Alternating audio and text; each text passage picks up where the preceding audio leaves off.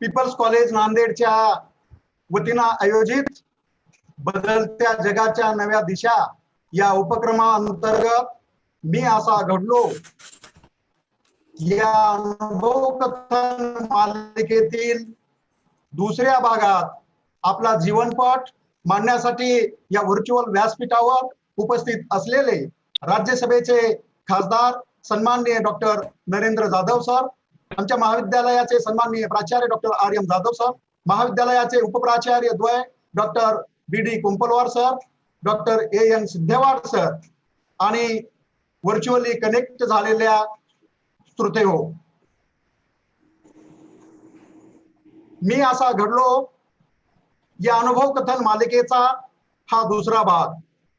या भागामध्ये आपल्याशी आपला जीवनपट मांडण्याच्यासाठी आदरणीय डॉक्टर नरेंद्र जाधव सर दिल्लीहून व्हर्च्युअली आपल्यासोबत कनेक्ट झालेले आहेत।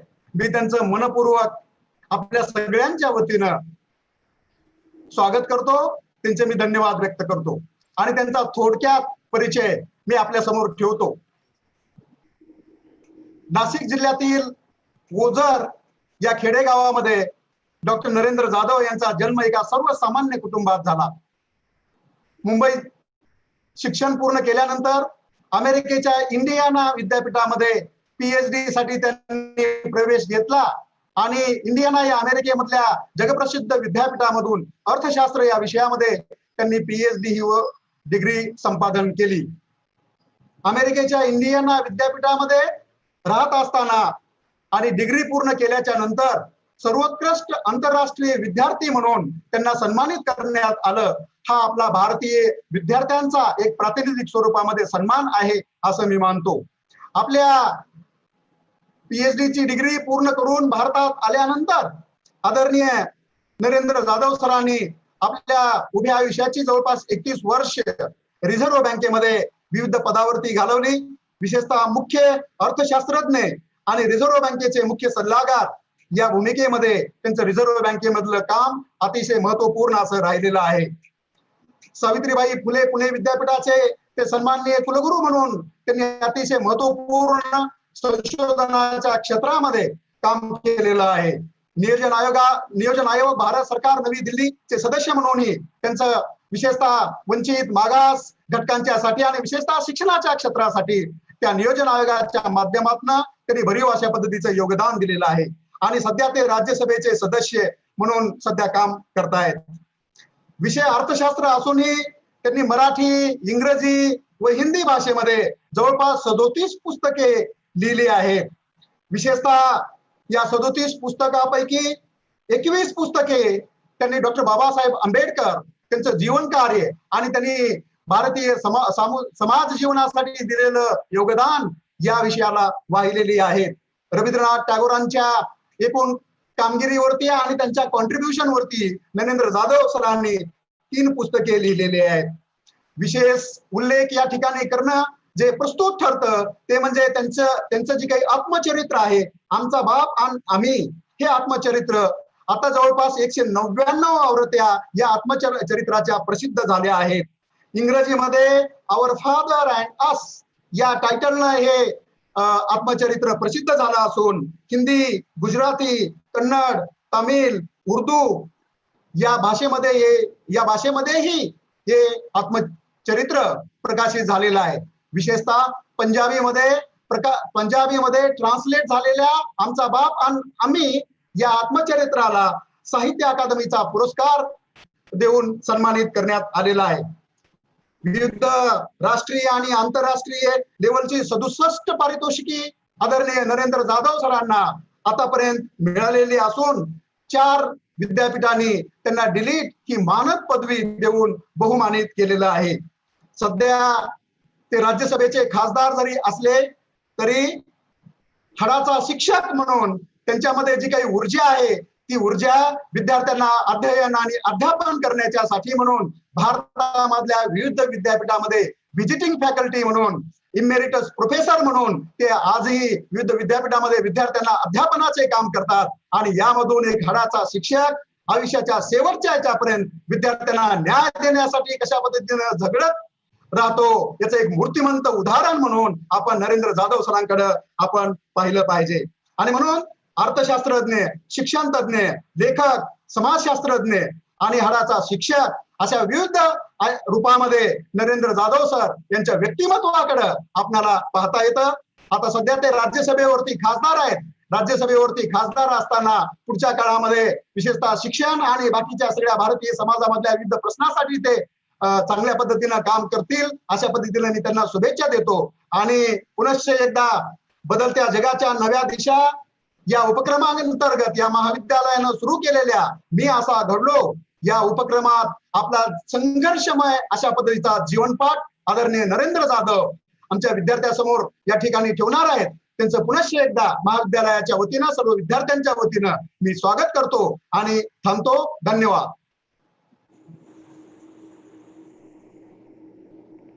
सुरू करावं? सुरू करू का? नाही, मला ऐकू येत नाहीये. ऐकू जात नाही सर. जाधव सर ऐकू येते का? हो, आता येते बरोबर. सर आता आपण आपलं अनुभव कथन सुरू करू सर. ओके सर सुरू करा sir. Okay sir. Doctor RM Jadhav, doctor BD Kompalwar, doctor AN Sidewad, doctor DN More ज्यांनी माझ्याशी संपर्क केला होता ते डॉक्टर DN मोरे, आणि माझ्या विद्यार्थी मित्रांनो सर्वांना नमस्कार. बदलत्या जगाच्या नव्या दिशा या अतिशय अभिनव अशा उपक्रमांतर्गत मी असा घडलो या विषयावर बोलण्यासाठी मला पाचारण करण्यात आलं. याचा मला अतिशय मनापासून आनंद वाटतो. आणि पीपल्स कॉलेज नांदेड या शैक्षणिक संस्थेमध्ये त्या विद्यार्थ्यांशी संवाद साधण्याची मला संधी मिळाल्याबद्दल मी आयोजकांचे मनपूर्वक आभार मानतो. आणि एक अतिशय नाविन्यपूर्ण असा उपक्रम त्यांनी हाती घेतलेला आहे त्याबद्दल त्यांचं अगदी मनपूर्वक अभिनंदन करतो. आज मला माझ्या आवडत्या विषयावर बोलायचं आहे. आज मला माझ्याबद्दलच बोलायचं आहे, कारण मला तसंच सांगण्यात आलेलं आहे. पण माझ्याबद्दल बोलण्यापूर्वी माझा अतिशय उत्तम परिचय करून देण्यात आला त्याबद्दल मोरे सरांचे आणि इतरांचे आभार. त्यात काही त्रुटी राहिल्या होत्या त्या मला मुद्दाम निदर्शनाला आणून देऊ इच्छितो. आमचा बाप आणि आम्ही हे पुस्तक जे आहे त्याची 201वी आवृत्ती नुकतीच प्रसिद्ध झालेली आहे. आणि मराठी भाषेच्या 1200 वर्षाच्या इतिहासातलं सर्वाधिक लोकप्रिय असलेलं पुस्तक म्हणजे आमचा बाप आणि आम्ही. मराठी मधल्या कुठल्याही पुस्तकाने 100 आवृत्त्यांच्या पलीकडे गेलेले नाही, अगदी साने गुरुजींचं श्यामची आई धरून. आणि आमचा बाप आणि आम्ही हे 201 आवृत्त्यांमध्ये गेलेलं आहे. आणि त्याची काय म्हणतात त्याला किंडल आवृत्ती 201 आलेली आहे. हार्ड बाउंड कॉपी त्याची लॉकडाऊन संपल्यानंतर येईल. दुसरी गोष्ट, ते जगभरातल्या 15 भाषांमध्ये भाषांतरित झालेलं आहे, 11 नाही. त्या 15 भाषांमध्ये त्याचं इंग्रजी रूपांतर तर मी स्वतःच केलेलं आहे. आणि फ्रेंच म्हणजे भारतीय भाषा बरोबरच थाय भाषा किंवा कोरियन भाषा किंवा फ्रेंच भाषा आणि अर्थात अमेरिकन इंग्लिश अशा अनेक भाषांमध्ये ते गेलेलं आहे. आणि त्यापैकी कोरियन भाषेमध्ये ते सुपर डुपर हिट झालेलं आहे. म्हणजे सगळ्या भाषांमध्ये मिळून या पुस्तकाने 7 लाख प्रतीचा टप्पा ओलांडलेला आहे. हे अशा प्रकारचं पहिलंच पुस्तक भारताच्या इतिहासामध्ये आहे. 7 म्हणजे ललित पुस्तकामध्ये 7 लाखापेक्षा जास्त आणि 15 भाषांपेक्षा जास्त आपलं पुस्तक जाणं हा अतिशय मोठा बहुमान आहे. आणि ते मला मुद्दाम इथे नमूद करा असं वाटतं. सरांनी सांगितलं की मी अनेक विद्यापीठांमध्ये शिकवतो. आजही राज्यसभेचा सदस्य असताना मी 4 वेगवेगळ्या मोठ्या विद्यापीठांमध्ये व्हिजिटिंग फॅकल्टी म्हणून काम पाहतो. आणि पुरस्कारांची संख्या त्यांनी सांगितली 67 आहे. ती खरं म्हणजे तर झालेली आहे. तो बायोडेटा मीच अपडेट केलेला नाही अजून, पण तो होतो आहे. आता नुकतंच मला सावित्रीबाई फुले पुणे विद्यापीठाचा जीवन गौरव पुरस्कार प्राप्त झाला. तो माझा 70वा पुरस्कार होता. पण आता मी या सगळ्या अचिव्हमेंट कडे न जाता जिथून सुरुवात झाली त्याबद्दल बोलणार आहे. तुम्हाला ऐकू येतंय का सगळ्यांना? हॅलो. हा येतोय सर, येतोय आवाज येतोय सर, आवाज येतोय सर. माझं नाव नरेंद्र जाधव, डॉक्टर नरेंद्र जाधव आता. आणि माझं बालपण जे आहे ते मुंबईमध्ये गेलं. आणि माझे आई वडील दोघेही निरक्षर होते, अक्षर शत्रू. आमच्या 17 पिढ्यांमध्ये कोणीही शाळेचं तोंड सुद्धा पाहिलेलं नव्हतं. मुंबईमध्ये ज्यांचा उल्लेख मी आमचा बाप म्हणून करतो, बाप या शब्दाला माझ्या पुस्तकानं प्रतिष्ठा मिळवून दिलेली. आधी बाप हा शब्द, माझा बाप काढतो काय रे असं म्हणायचे, वडील वगैरे म्हणायचे, पण आता बाप या शब्दाला प्रतिष्ठा आमचा बाप मुळे मिळालेली आहे.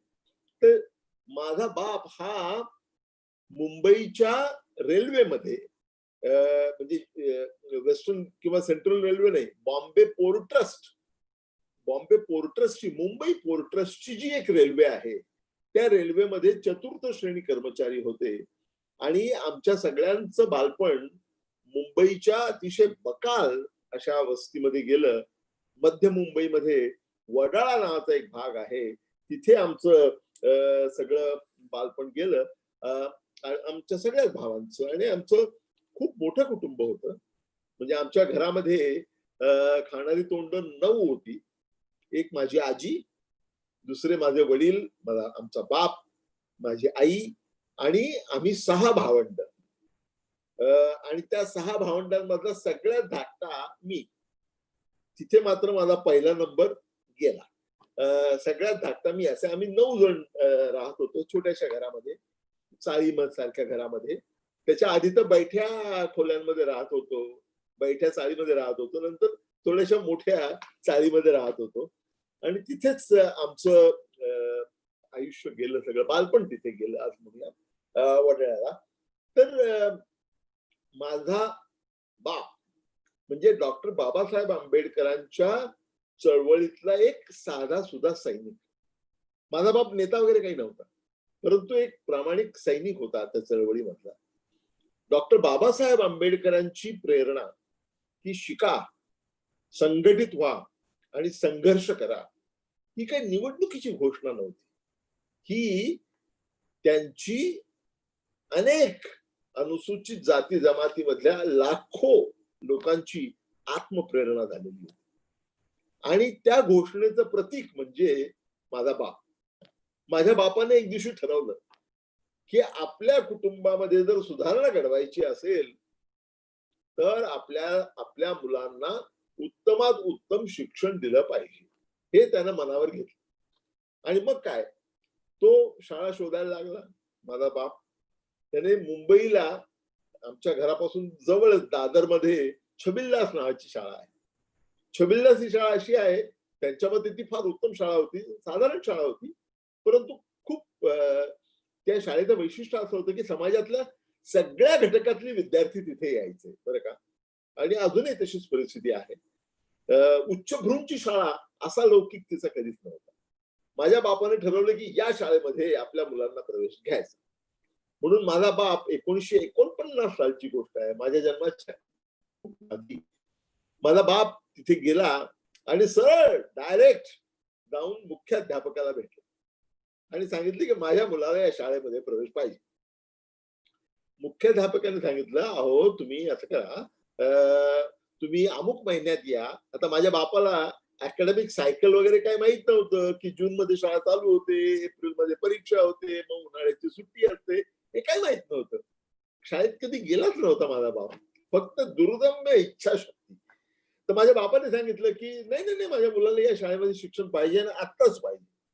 तर त्यांनी सांगितलं तुम्ही एक काम करा, अमुक महिन्यात या आणि फॉर्म घेऊन जा आणि नंतर तमुक महिन्यात तो फॉर्म तुम्ही इकडे सादर करा आणि आपण पुढच्या वर्षापासून तुमच्या पाल्याला त्या शाळेत घ्यायच्याबद्दल विचार करू शकतो. चांगलं त्यांनी समजावून सांगितलं. माझा बाप ऐकायला तयार नाही, हात घाईवरच आला होता. माझा बाप म्हणायचं ते काही चालणार नाही, माझ्या मुलाला या शाळेत प्रवेश पाहिजे आणि आताच प्रवेश पाहिजे. माझ्या बापाने करुणा भाकली, त्या मुख्याध्यापकाचे पाय धरले की काय करा पण माझ्या मुलाला या शाळेमध्ये प्रवेश द्या. त्यांनी सांगितलं, अहो मुख्याध्यापकांनी सांगितलं, अहो यांचे नियम मी केलेले नाही, जे सरकारी नियम आहे, असं मध्येच घेता येत नाही आम्हाला. त्याने समजावून सांगायचा प्रयत्न केला. माझा बाप कुठे ऐकतोय? माझा बाप, आता तुम्ही कल्पना करा, there is no fall back option for my father. कुठलाही पाठबळ नाही, आर्थिक पाठबळ नाही, राजकीय पाठबळ नाही, काहीच नाही, काहीच नाही त्याच्या पाठीशी. पाठीशी आहे फक्त एक इच्छाशक्ती. तेवढी इच्छाशक्तीचं हेच बळ होतं त्यांचं, आणि ती मिळवली होती डॉक्टर बाबासाहेब आंबेडकरांकडून. त्यांनी शेवटी घोषणा केली, ते ओरडायला लागले, भांडायला लागले आणि भांडता भांडता रडायला लागले. आणि त्यांनी घोषणा केली की मी इथं अन्न सत्याग्रह करणार आहे, जोपर्यंत तुम्ही माझ्या पोराला शाळेमध्ये घेत नाही तोपर्यंत मी इथून जाणार नाही. पाहिजे तर तुम्ही पोलिसांना बोलवा, परंतु मी काय इथून जाणार नाही. ते ऐकून त्या मुख्याध्यापकाचे मन द्रवलं की अरे काय प्रकार आहे हा, त्याला काही कळे ना. पण ते काय लक्षात आलं की हे फारच विलक्षण, जागृत आणि फार उत्सुक अशी व्यक्ती आहे आणि इन्स्पायर्ड व्यक्ती आहे. मग त्यांनी सांगितलं, बरं तुम्ही एक काम करा, मी बघतो काय करायचं ते.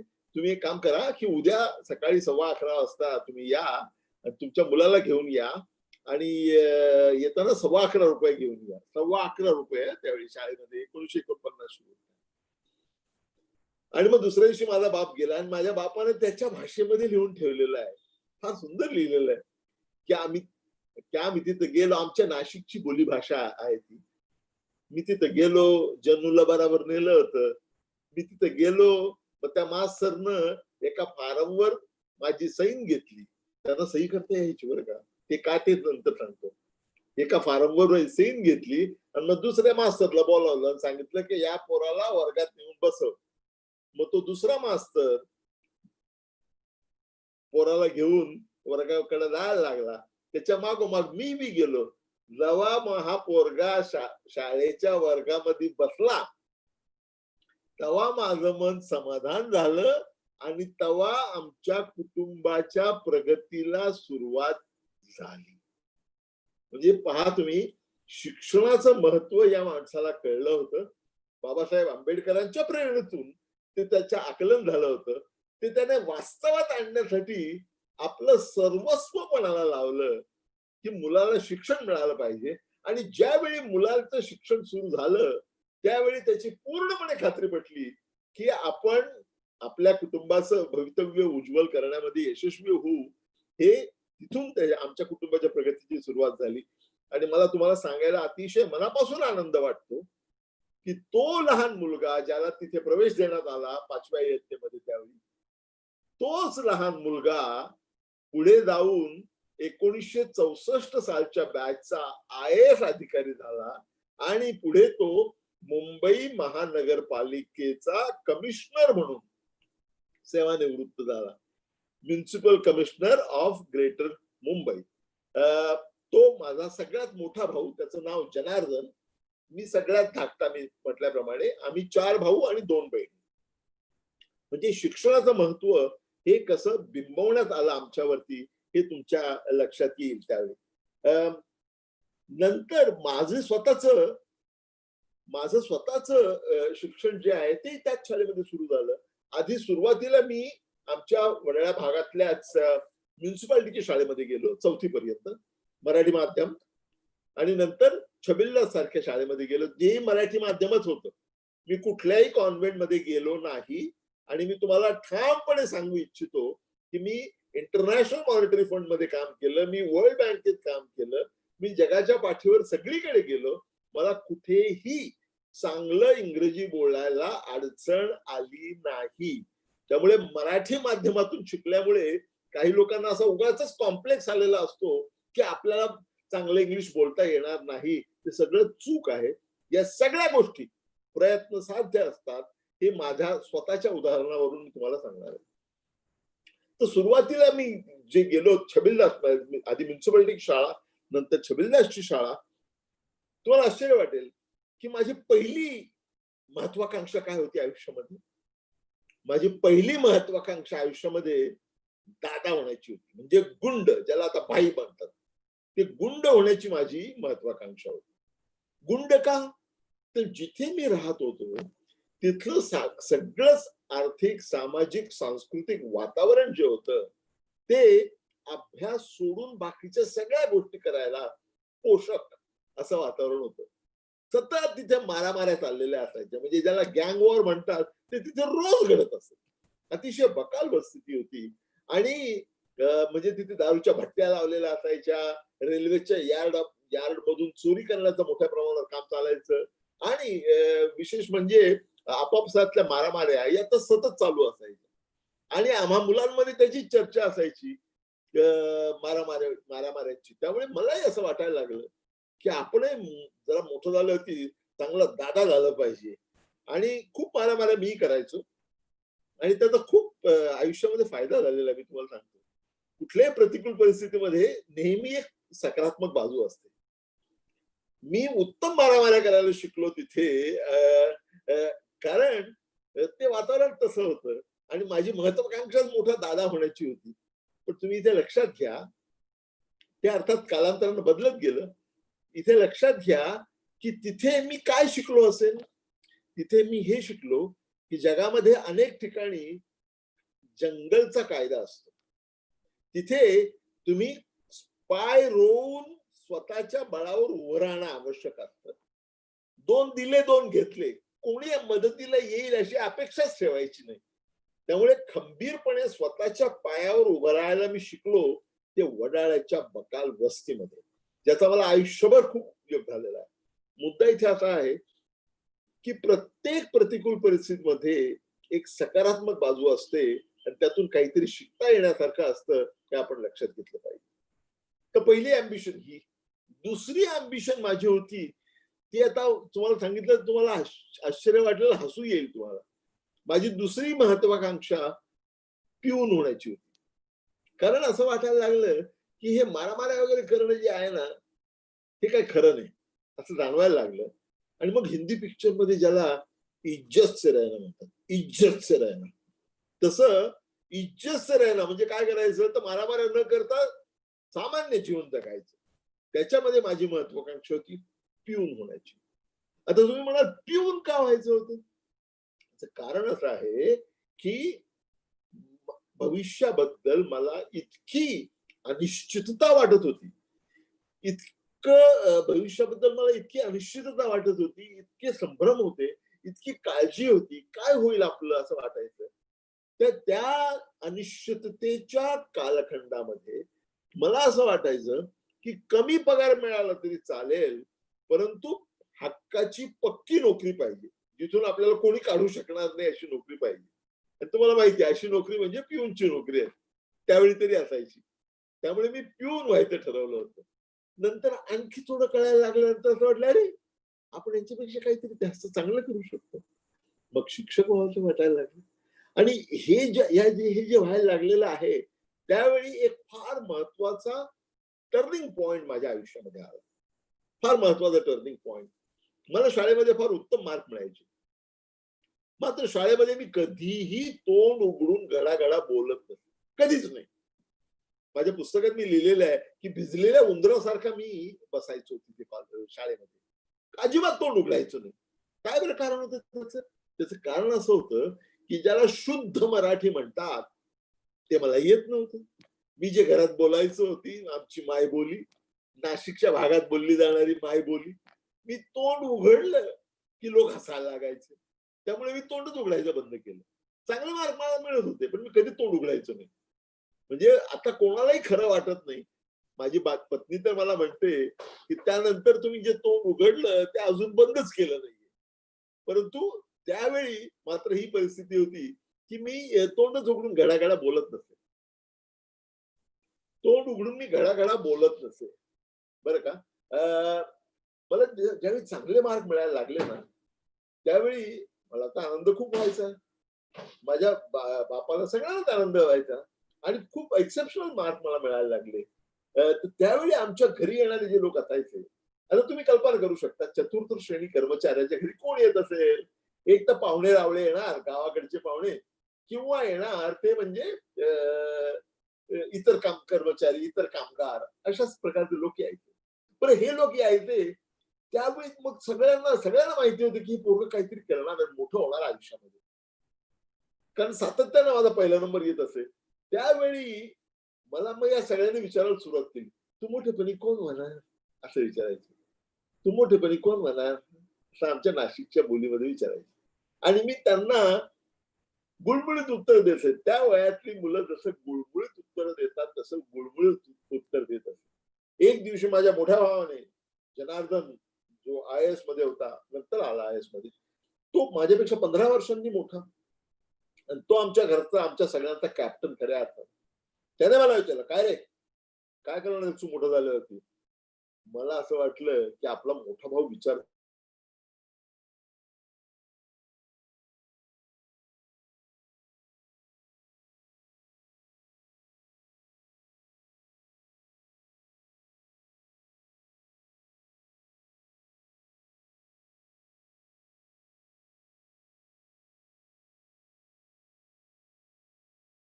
बाप तिथे बसला होता.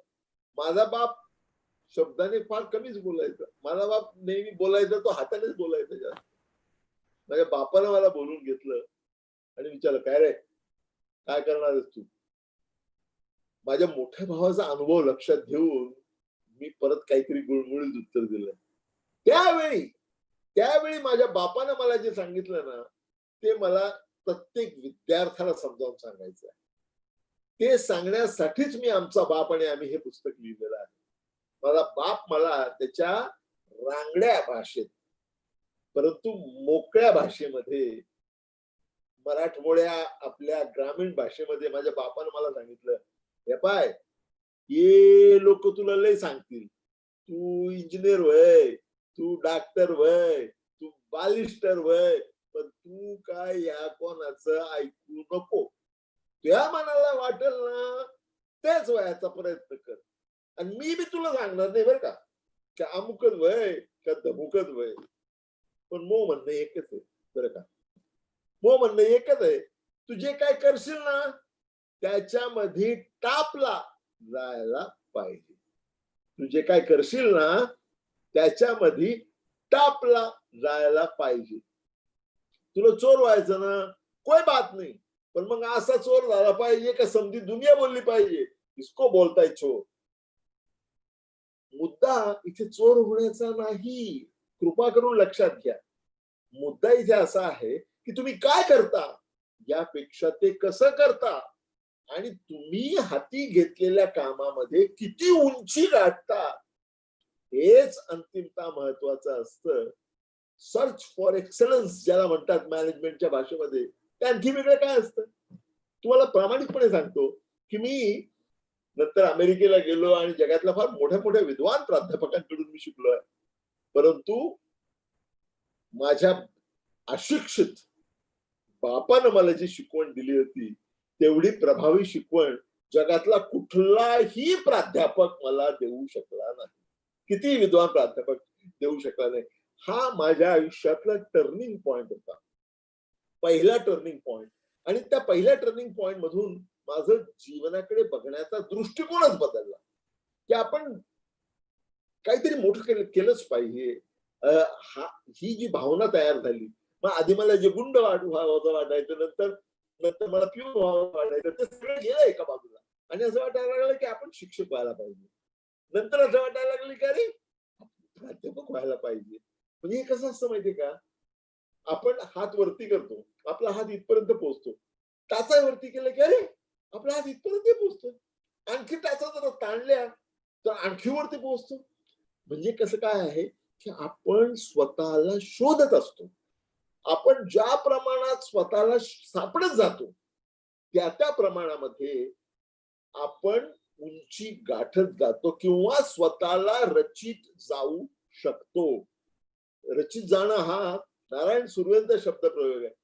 प्रत्येकाला, तुम्हाला, मला, आम्हाला, सर्वांना, आपल्याला आयुष्यामध्ये असं रचित जावं लागतं, स्वतःचा शोध घेत घेत रचित जावं लागतं. त्यावेळी तुम्ही कुठे मोठ्या पदावर येऊन पोहोचता, त्याशिवाय ते साध्य होत नाही. आणि या सगळ्या प्रक्रियेमध्ये मराठी भाषेबद्दल बोलायचं राहून गेलं की आता तुम्ही पाहता की अत्यंत सफाईदार मराठी मी बोलू शकतो आणि मला सारख्या मेल येत असतात मी किती उत्तम मराठी बोलतो याबद्दल. शाळेमध्ये मी कधी बोलत नव्हतो. मी तुम्हाला आनंदाने आणि अभिमानाने सांगतो कारण आपल्याकडे काय झालेलं आहे दुर्दैवानं, भाषेच्या शुद्धाशुद्धतेला जातीयतेची किनार आहे. म्हणजे तुम्ही शुद्ध बोलणार, शुद्ध म्हणजे काय, तर पुण्याच्या अमुक प्रकारच्या लोकांनी बोललेली भाषा. का ती शुद्ध आणि बाकीची सगळी अशुद्ध. तुम्ही न ला न बोललात की न ला ण बोललात की लगेच हसायला लागतं. भाषेला आपल्या जातीयतेची किनार आहे आणि हे नंतर लक्षात आलं की चांगली भाषा बोलता येणं त्यात काहीच कठीण नाही आणि मी ते साध्य केलं. नंतर एकदा पुण्यामध्ये मी सूड घेतला होता. पुण्यामध्ये एका जाहीर भाषणामध्ये मी सांगितलं होतं की पुण्याला आल्यानंतर माझं मराठी बिघडलं आहे असं मी विधान केलं होतं. ते बऱ्याच पुणेकरांना अजिबात आवडलं नव्हतं, परंतु मुद्दा तो खरा होता की शुद्धता हा निकष आपला जो आहे त्याला जातीयतेची किनार आहे. शुद्ध प्रमाणित भाषा बोलता येणं कोणालाही शक्य आहे आणि ते प्रयत्न साध्य आहे. हा मुद्दा मी इथे अधोरेखित करू इच्छितो आहे. तर आता मी कुठपर्यंत येऊन पोहोचलोय तुम्ही माझ्या परिचयामध्ये पाहिलं. त्यात एक गोष्ट सांगितली नाही पण ती मुद्दाम सांगतो की 2017 साली तुम्हाला आश्चर्य वाटेल की अनुसूचित जाती जमाती सारख्या बॅकग्राऊंड मध्ये सामाजिक वातावरणात जन्माला येऊन अत्यंत गरिबीमध्ये दिवस काढून मी टप्प्याटप्प्यानं अमेरिकेत जाऊन पीएचडी केलं. त्यानंतर मी भारतामध्ये रिझर्व्ह बँकेमध्ये अनेक वर्ष काम केलं. नंतर मला संधी मिळाली म्हणून मी पुणे विद्यापीठाचा कुलगुरू झालो. नंतर मला मंत्रिमंडळाच्या पदावरती प्लॅनिंग कमिशनचा मी सदस्य झालो. नॅशनल ऍडवायझरी काउन्सिलचा सदस्य झालो. सोनिया गांधी ज्याच्या अध्यक्ष होत्या, मनमोहन सिंग हे याचे अध्यक्ष होते प्लॅनिंग कमिशनचे. या दोन्ही ठिकाणी मी काम केलं आणि त्यानंतर आता मी मोदी सरकारमध्ये मोदींच्या पंतप्रधान मोदींच्या बरोबर काम करतो आहे. या सगळ्या प्रक्रियेमध्ये तुम्ही पाहाल की खूप मला संधी मिळत गेल्या. मिळालेल्या प्रत्येक संधीचं मी सोनं केलं आणि कठोर परिश्रम घेऊन मी इथपर्यंत येऊन पोहोचलेलो आहे. तुम्हाला माहित नसलेली एक गोष्ट सांगेन, खूप खूप लोकांना माहित नाहीये, परंतु 2017 साली तुम्हाला ज्यांना माहिती आहे ते लोक सांगतील, काही वर्तमानपत्रांनी त्याबद्दल लिहिलं होतं. 2017 साली मला आपल्या देशाचा राष्ट्रपती करण्याचं ठरवण्यात आलं होतं. दुर्दैवानं माझ्या दुर्दैवानं त्यावेळी मला कॅन्सर झाला होता आणि मुंबईला मी हॉस्पिटलमध्ये कर्करोगाशी सामना देत होतो. 4 सर्जरी आणि केमोथेरपी आणि हे सगळं त्या प्रक्रियेमधून मी चाललो होतो. त्यामुळे किंवा इतर कुठल्याही कारणास्तव अगदी जवळ आलेले राष्ट्रपती पद माझ्या हातून निसटून गेलं. त्याचं मला वाईट वाटत नाही, परंतु मी तिथपर्यंत पोहोचू शकलो आणि तिथे जाऊन दार ठोठावू शकलो याचा मला अतिशय मनापासून आनंद वाटतो आणि मनापासून अभिमान वाटतो. हे मला मुद्दाम विद्यार्थ्यांना सांगायचंय जे डाऊन झालेले असतात, प्रतिकूल परिस्थितीचा भाऊ करत असतात, त्यांना मला हे मुद्दाम सांगायचं आहे. आज मी तिला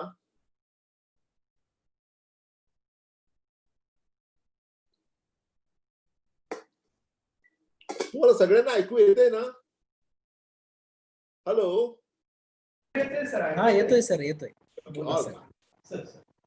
आता मला कुठेही गेलं की विचारतात का हो तुमचं तुम्हाला कसं काय हो एवढं यश मिळालं, तुमच्या यशाचं काय रहस्य काय? आपल्या लोकांनाही फार रहस्य काय, त्याचा फॉर्म्युला काय? मला मुद्दाम सांगायला वाटतं की याचा कुठलाही फॉर्म्युला नसतो यशाचा किंवा त्याचा काही शॉर्टकट नसतो त्याचा यशाचा. यश जर मिळवायचं असेल आणि मोठं यश आपण म्हणतो, नुसतं छोटस यश नाही, तर मात्र काही गोष्टी ज्या आवर्जून करायच्या असतात आणि ज्या गोष्टी कटाक्षाने टाळायच्या असतात, अशा गोष्टींबद्दल मी आता विवेचन करणार आहे. त्यातून माझा स्वतःच्या अनुभवाची गुंफण करणार आहे. माझं हे 9 सूत्री कार्यक्रम आहे.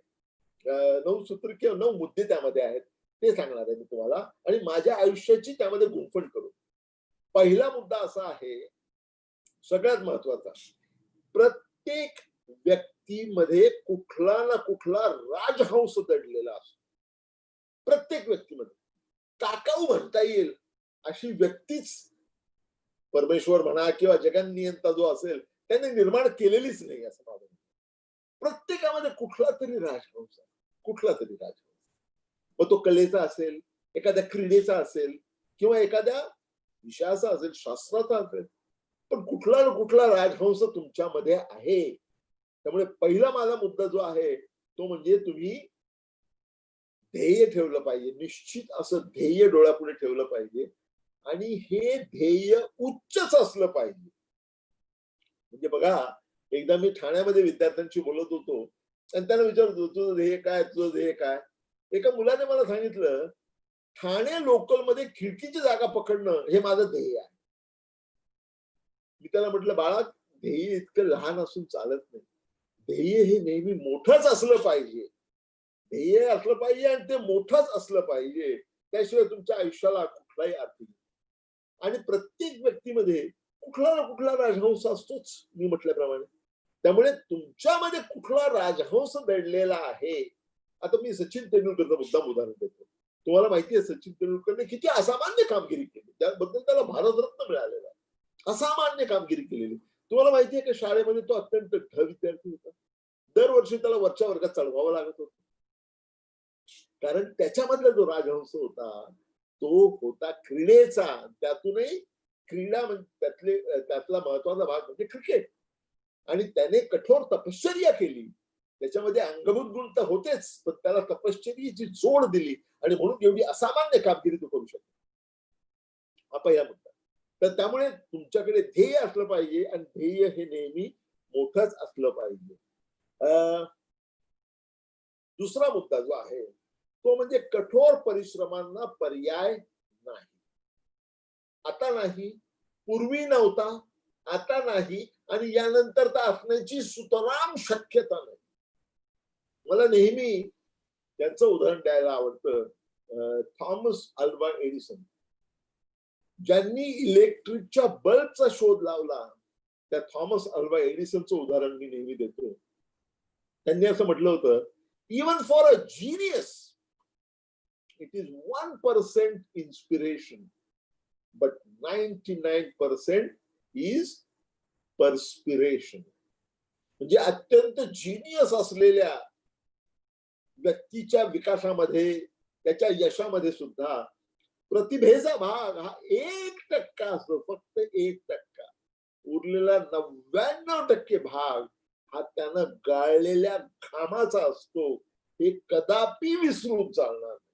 त्यामुळे कठोर परिश्रमांना पर्याय नव्हता, तो नाही आणि यानंतरच्या काळात असणार नाही. हे दुसरं सूत्र. तिसरं सूत्र आहे ते म्हणजे तुमचं जे ध्येय असेल, जे काही तुम्ही स्वतःसाठी ठरवलेलं आहे, तुमचं जे ध्येय असेल त्या ध्येयाच्या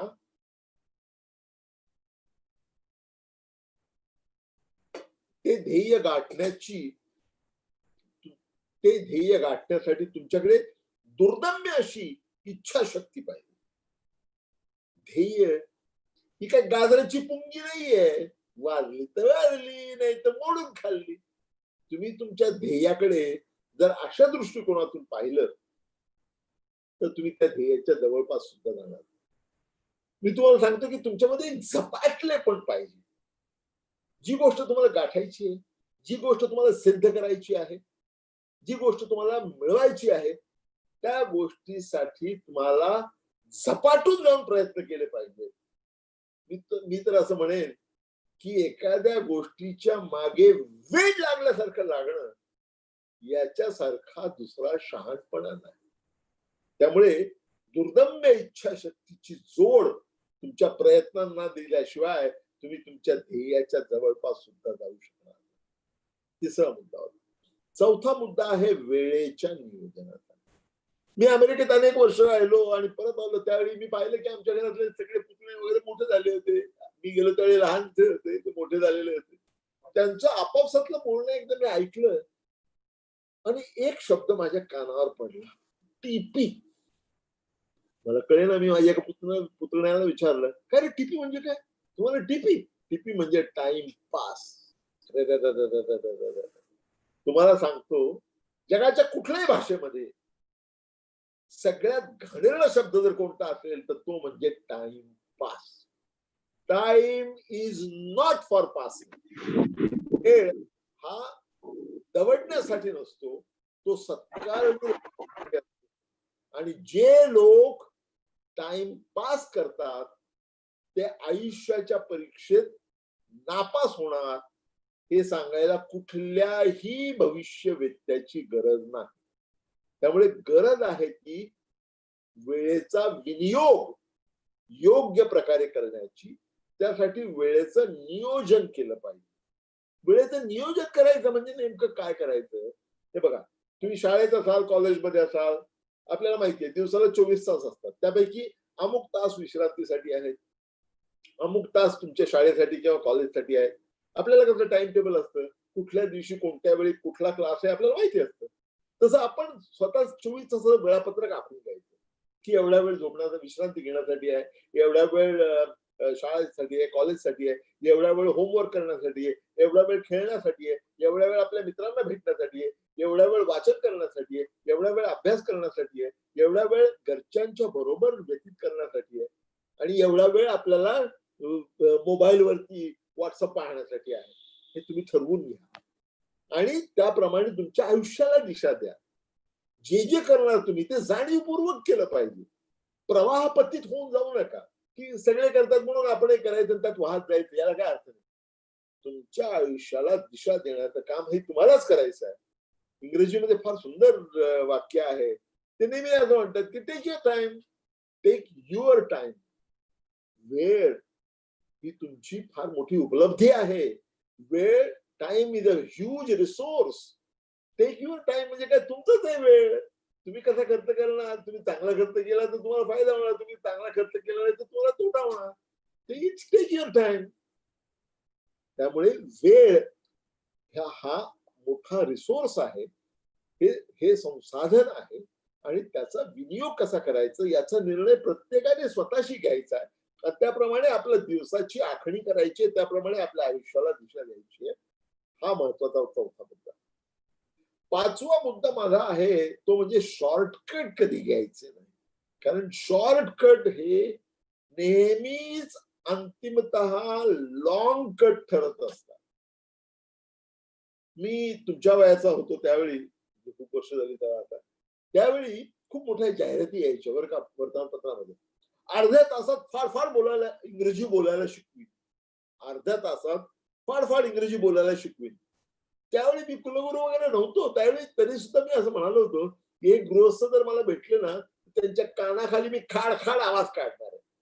त्याचं कारण असं आहे की अर्ध्या तासात इंग्रजी शिकणारा आणि अर्ध्या तासात इंग्रजी बोलायला येणारा, शिकवणारा आणि शिकणारा, हे दोघे अजून जन्माला यायचे आहेत आणि ते येण्याची काही शक्यता नाही. ते मुद्दा असा आहे, तुम्हाला जर चांगलं इंग्रजी बोलता यावं असं जर वाटत असेल ना, तर त्यासाठी लागलेले सगळे प्रयत्न तुम्ही केले पाहिजे. कुठल्या तरी कॅन्ड प्रोग्राम मधून जर तुम्ही केलं, शॉर्टकट घेऊन केलं, तर तुमचं पितळ उघडं पडायला 15 मिनिटं सुद्धा लागणार नाही. त्यामुळे तुम्हाला जर उत्तम इंग्रजी बोलायचं असेल तर त्यासाठी लागणारे सगळे प्रयत्न करायचे. क्लास जॉईन करा, प्रॅक्टिस करा. आता ऑनलाईन कोर्सेस बरेचसे अवेलेबल आहेत, त्याच्यावर तुम्हाला प्रॅक्टिस करता येणं शक्य आहे. त्यासाठी लागणारे सगळे प्रयत्न करायचे. कुठलाही शॉर्टकट घ्यायचा नाही, कारण शॉर्टकट घेतला तर तुमचं पितळ उघडं पडल्याशिवाय राहणार नाही आणि ते टिकूच शकत नाही. शॉर्टकट घेतलेलं इंग्रजी किंवा कुठल्याही विषयाचं ज्ञान शॉर्टकट घेऊन ते टिकूच शकत नाही. हे हा पाचवा मुद्दा. सहावा मुद्दा जो आहे तो म्हणजे आपण सगळ्यांनी जे जे उत्तम आहे, जे जे उदात्त आहे त्याचा ध्यास घेतला पाहिजे. जे प्रत्येक गोष्टीमध्ये कॉम्प्रोमाइज करायचं. कुठले तुम्ही शिक्षण घेताना उत्तमात उत्तम शिक्षण घेण्याचा प्रयत्न करायचा, उत्तमात उत्तम संस्थेमध्ये जायचं, उत्तमात उत्तम ठिकाणी शिकण्याचा प्रयत्न करा. जे जे करायचंय ना ते चलता है, सब जगह ऐसे ही होता है, अशी वृत्ती ठेवायचीच नाही. when you write something, when you contribute something, त्यामुळे तर असं अर्धवट याने करायचं नाही. जे तुम्ही करणार ते तुमचं सर्वोत्कृष्टच असलं पाहिजे असा ध्यास तुम्ही घ्यायचा. आणि त्यातूनच खऱ्या सर्वश्रेष्ठ गोष्टीची निर्मिती होते. त्यामुळे कॅज्युअली असं घ्यायचं, कुठलीही गोष्ट घेऊन असं चालणार नाही. तुम्हाला गंमत सांगतो ना मी, म्हणजे शिक्षणाबद्दल, जर तुम्हाला परदेशी जाऊन शिक्षण घ्यायचं असेल तर अवश्य परदेशी जाऊन शिक्षण घ्या. कुठे जिथे तुम्हाला तुम्ही निवडलेल्या क्षेत्रामध्ये जिथे उत्तमात उत्तम शिक्षण मिळू शकतं तिथे तिथे तुम्ही जाण्याचा प्रयत्न केला पाहिजे आणि तुम्हाला सिस्टम हेल्प करणार, माझी खात्री आहे. मात्र जर परदेशी जाणार असाल तर कृपा करून लक्षात ठेवा की आपले आई वडील आणि आपली मातृभूमी ज्याला पर्याय नसतो. बऱ्याच लोकांना असं वाटतं की ज्याला पर्याय असतो, अजिबात त्याला पर्याय नसतो. And don't learn it the hard वे.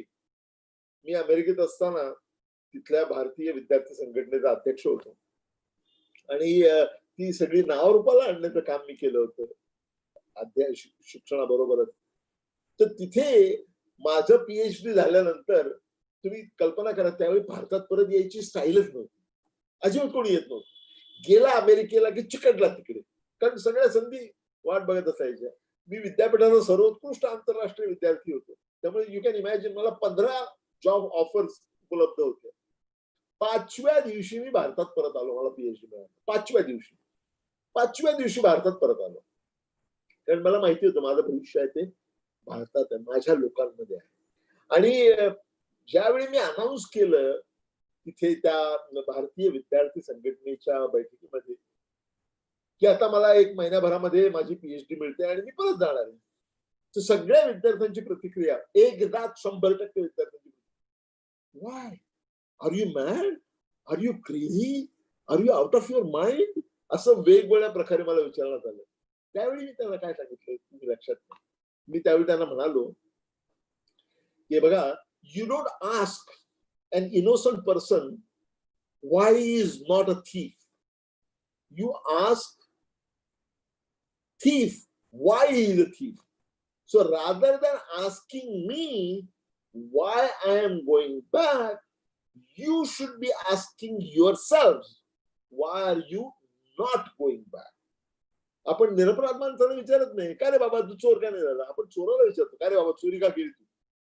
त्यामुळे मी परत का जातो आहे हे विचारण्याच्या ऐवजी तुम्ही स्वतःला विचारा, तुम्ही परत का जात नाही. कोणी ते मानलं नाही त्यावेळी, पण तिथे 3-4 लोक मध्यम वयीन होते. मी तर तरुणच होतो, अगदी हार्डली 30-32 वर्षाचा होतो. पीएचडी झाली त्यावेळी. तर तिथे जे मध्यमवयीन 3-4 लोक होते संघटनेचे, त्यांनी 3 जण एक ते माझ्या घरी आले. नंतर कार्यक्रम संपल्यानंतर एक आणि माझा शेक हँड केला, आणि प्रेमभरानं माझा हात दाबून म्हणाले की आम्ही तुमच्या वयात होतो ना त्यावेळी आम्हाला ही समज असती तर किती बरं झालं असतं. आता दररोज आम्ही भारतात जायचा विचार करतो आणि आता आमची मुलं आम्हाला सांगतात पप्पा तुम्हाला जायचं असलं तर जा, आम्ही इथेच राहणार. त्यामुळे या सोन्याच्या पिंजऱ्यामध्ये आम्ही अडकून पडलेलो आहोत. दुय्यम नागरिकत्व असल्यासारखी परिस्थिती आहे. त्यामुळे मुद्दा असा आहे की आपले आई वडील आणि आपली मातृभूमी याला पर्याय नसतो, ते कधीही तुम्ही विसरू नका. 7वा मुद्दा जो आहे तो आई वडिलांच्या बद्दलचा आहे. तुम्ही ज्या वयात आहात त्या वयामध्ये कधी कधी आई वडिलांचा खूप राग येतो. ते सारखे कटकट करतात असं वाटतं. हे का नाही केलं, ते का नाही केलं, याचं बघ कसं झालं, तिचं बघ कसं झालं, तुझं का नाही झालं. आपल्याला नेहमी असं वाटतं त्या वयात, तुम्ही ज्या वयात आहात त्या वयामध्ये असं कित्येकांना वाटू शकतं. कृपा करून तसं वाटू देऊ नका. Never forget that they are on your side, they are part of your team. तुमच्या भल्यासाठीच ते जे सांगतायत ते तुमच्या भल्यासाठीच सांगतायत. ते नीटपणे ऐकून घ्यायचं. ते निमूटपणे ऐकून घ्या असं मी म्हणत नाही की त्यांचं ऐकून घ्यायचं आणि ते म्हणतील ते निमूटपणे करायचं नाही, अजिबात नाही. माझं असं म्हणणं आहे की त्यांना दुरुत्तर करू नका. ते सांगतायत ते नीटपणे ऐकून घ्या आणि मग स्वतःशी विचार करून तुमच्या भविष्याचा योग्य तो निर्णय घ्या. हे माझं म्हणणं आहे. आपल्या आई वडिलांचं आपल्या घरात जे स्थान असतं ना, आपल्याला कित्येक वेळा विसर पडतो आणि ज्यावेळी तो उमगतो त्यावेळी उशीर झालेला असतो. आपले एक राष्ट्रपती होते डॉक्टर सर्वपल्ली राधाकृष्णन, ज्यांचा जन्मदिन आपण शिक्षक दिन म्हणून साजरा करतो. त्यांचं एक फार सुंदर वाक्य आहे की घरामध्ये आपल्या आई वडिलांचं जे स्थान असतं ना, ते घराच्या छतासारखं असतं. बरं का, छतासारखं. ते जेव्हा असतं त्यावेळी त्याचं असणं आपण गृहीत धरलेलं असतं.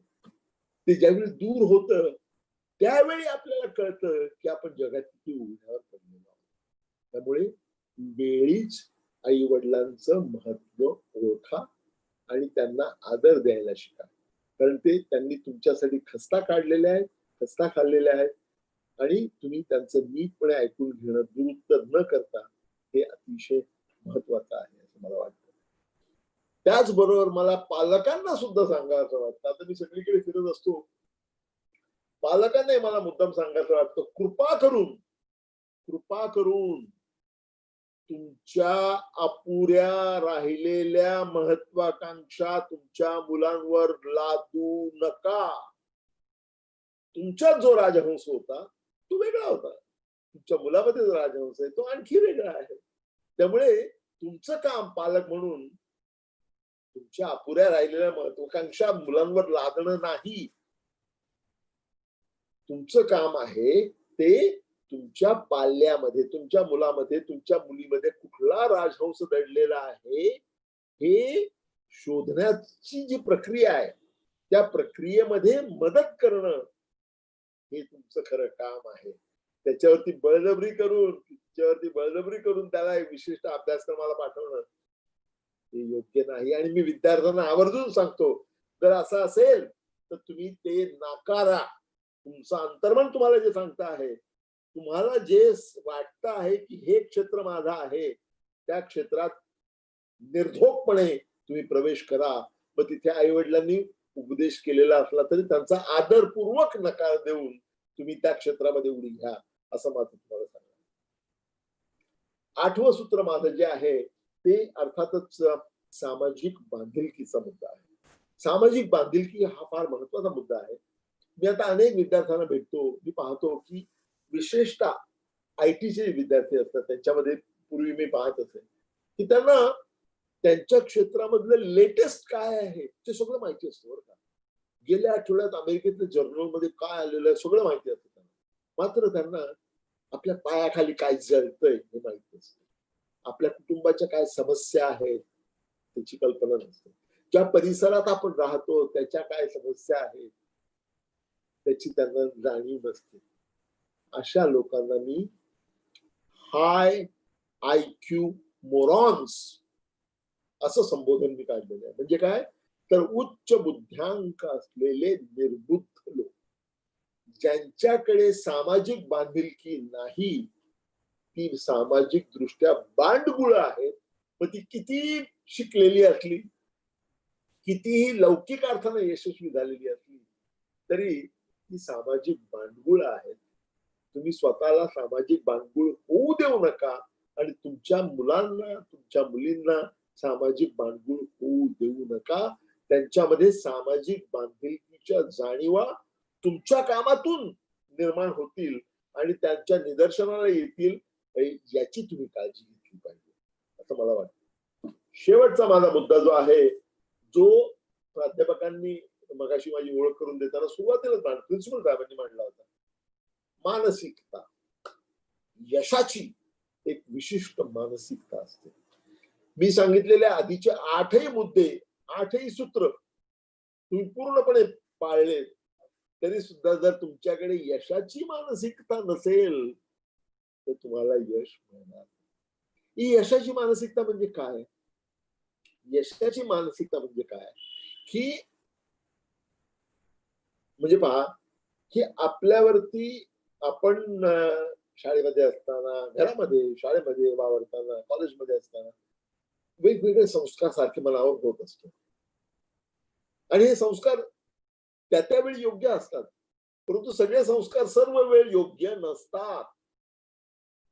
त्यामुळे दिवाळीला कसं आपण सगळं घर झाडून पुसून लख्ख करतो, तसं मधून मधून तुमच्या मनामध्ये ही जी जळमट आहेत ना, ती जळमट काढून टाकली पाहिजे. काय ठेवायचं आणि काय सोडायचं हे तुम्ही ठरवलं पाहिजे. यातून तुमची सकारात्मक मानसिकता तयार होईल. बदलत्या परिस्थिती बरोबर स्वतःला बदलण्याची आणि सकारात्मक दृष्टिकोन ठेवण्याची मानसिकता यातून निर्माण होते. आपली मानसिकता कशी तयार होते तुम्ही पहा. म्हणजे पहा की आपल्या अनेक म्हणींमध्ये किंवा संस्कारांमध्ये पहा, ठेविले अनंते तैसेची राहावे, चित्ती असो द्यावे समाधान. आता कधी काळी हे ठीक असेल, आताच्या काळामध्ये योग्य आहे का हे? कम्प्लीट बकवास. ठेविले अनंते तैसेची राहावे, चित्ती असू द्यावे समाधान, हे दगडधोंड्यांचं समाधान आहे. तुम्हाला दगडधोंड्याचं समाधान नको आहे, तुम्हाला परिवर्तनाचं समाधान हवं आहे. त्यामुळे अशा वृत्तीला थारा देऊ नका. स्मशान शांतता तुम्हाला नको आहे. असेल माझा हरी तो देईल खाटल्यावर, अत्यंत अनिष्ट प्रवृत्ती आहे. अरे त्या हरीचं काय अडलंय तुमच्या खाटल्यावर आणून द्यायला? ते तुम्हालाच हातपाय हलवायला पाहिजेत ना, तुम्हालाच ते मिळवायला पाहिजेत ना. असेल माझा हरी तर देईल खाटल्यावर, काही अडले नाही त्या हरीचं तुमच्या खाटल्यावर आणून द्यायला. त्यासाठी तुम्ही प्रयत्न केले पाहिजे. आपण लहानपणी कविता शिकतो ते आपण पाहतो, कसे संस्कार झालेले असतात. तुम्ही ये रे ये रे पावसा सारखी कविता घ्या, चांगली कविता आहे, पण तुम्ही ती जरा नीट ऐका बरं परत एकदा. त्या पावसाला पैसा दाखवून बोलवायचं आणि तो आला की त्याला खोटा पैसा द्यायचा. अरे ही कारकुनाची वृत्ती आहे. या वृत्तीतून कारकून तयार होतात, या वृत्तीतून उद्योजक तयार होत नाही. किंवा मुलींची फार आवडती कविता, लहान माझी बावली मोठी तिची सावली वगैरे वगैरे. आपल्याला माहितीये पूर्वी असायची, ते अजूनही असेल. ते नकटे नाक आहे तिचं, घारे डोळे आहेत, गोबरे गाल आहेत, छान छान आहे. त्याचं दुसरं कडवं तुम्ही पहा बरं. पहिले कडवं तर खूप छान आहे, पण दुसरं कडवं तुम्ही पहा बरं. तिने पोळ्या केल्या, कच्च्या झाला. तिने भात केला, करपून गेला. मग ती आडाचं पाणी काढायला गेली तर धपकन पडली त्यात आणि 2च पडले दात. तात्पर्य काय? कोणी सांगितलं तो उठाठेव करायला? गप्प का नाही बसत? ही निष्क्रियतेची शिकवण आपल्याला त्या कवितेतून मिळते आहे, आपल्या लक्षात येत नाही का? मला असं मुद्दाम आग्रहपूर्वक सांगायचं वाटतं की शिक्षकांनी, पालकांनी सक्रिय होण्याची शिकवण दिली पाहिजे, निष्क्रिय होण्याची शिकवण देता कामा नये. आपल्या कित्येक म्हणी पहा, अत्यंत कालविसंगत म्हणी आहेत. साधी राणी उच्च विचारसरणी. साध्या राहणीचा आणि उच्च विचारसरणीचा काहीही संबंध नाही, अन्योन्य संबंध नाही. साधी राहणी असलेले सगळ्यांचेच विचार उच्च असतात का? मग तर सगळे टोपीवाले, गांधी टोपीवाले सगळे फार उच्च विचारवाले झाले पाहिजे. उच्च विचार असण्यासाठी राहणी साधीच असली पाहिजे असाही काही बंधन नाहीये. डॉक्टर आंबेडकरांचे विचार उच्च नव्हते असं कोण बरोबर? त्याची राहणी साधी नव्हती. त्यामुळे असे सोपे सोपे आपण जे ठरवलेले आहेत ना, त्या गोष्टीचा त्याग केला पाहिजे. साधी राहणी आपल्या जागी योग्य आहे, उच्च राहणी आपल्या जागी योग्य आहे. विचारसरणी उच्च असणं हे आपल्या जागी योग्य आहे. त्या दोन्हीची गल्लत करता कामा नये असं मला वाटतं. सगळ्यात कहर म्हणजे आपल्याकडे असलेली एक म्हण, ज्याला मला मनापासून ज्या म्हणीचा तिरस्कार वाटतो, अंथरून पाहून पाय पसरावे. अरे कोणी सांगितलं तुम्हाला? तुम्हाला नियम माहिती आहे का अर्थशास्त्राचा? तुम्ही जर अंथरून पाहून पाय पसरणार असाल तर इतर लोक त्यांचे पाय तुमच्या अंथरुणात पसरल्याशिवाय राहणार नाही. आपण विचार केला पाहिजे, तो अंथरूण मोठं करण्याचा विचार केला पाहिजे. दात करून पोट भरता येत नाही. त्यामुळे तुम्हाला मोठा विचार करायला शिकलं पाहिजे. आता मुंबईमध्ये तुम्ही पहा, तुमच्यापैकी अनेकांना माहिती असेल, पूर्वी गिरगावात होते ते लोक अंथरूण पाहून पाय पसरत असल्यामुळे ते त्यांना दादरला जावं लागलं, दादरून त्यांना चेंबूरला किंवा ठाण्याला जावं लागलं, ठाण्याहून बदलापूरला, डोंबिवलीला असे गेलेले आहेत. का? तर त्यांनी सगळ्यांनी असा कोता विचार केलेला आहे, अंथरूण पाहून पाय पसरावे. पसरले इतर लोकांनी तुमच्या अंथरुणात पाय आणि काढलं तुम्हाला बाहेर. त्यामुळे मोठा अंथरूण मोठं करायचा विचार केला पाहिजे. आपण असा मूलभूत मोठा विचार केला पाहिजे. आणखी एक शेवटचा मुद्दा जो आहे मानसिकतेचा, आपल्याला ते परत परत सांगितलं जातं. मराठी भाषेत तर अनेक कविता आहेत. गरिबी धट्टीकट्टी असते, श्रीमंती मात्र लुळी पांगळी असते. अरे कोणत्या मूर्खाने सांगितलंय तुम्हाला हे?